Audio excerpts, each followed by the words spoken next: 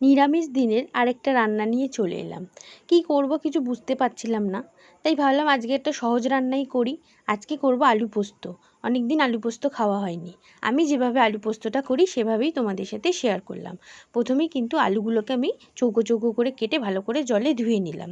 আমি আজকে নিরামিষভাবে আলু পোস্ত বানাবো। আরেক ধরনের আলু পোস্ত হয় যেটা আমি বানাই, ওটাও তোমাদের সাথে শেয়ার করব।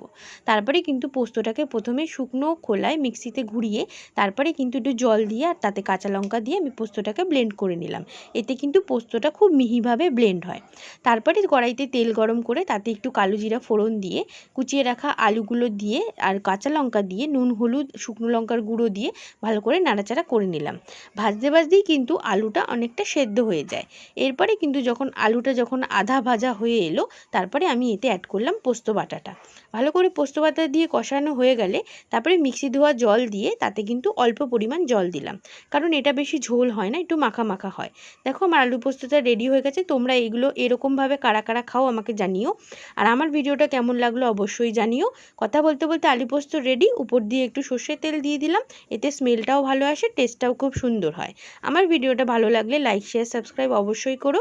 আজকের জন্য এইটুকুই। দেখা হচ্ছে পরের ভিডিওতে। টাটা বাই বাই, সবাই ভালো থেকো।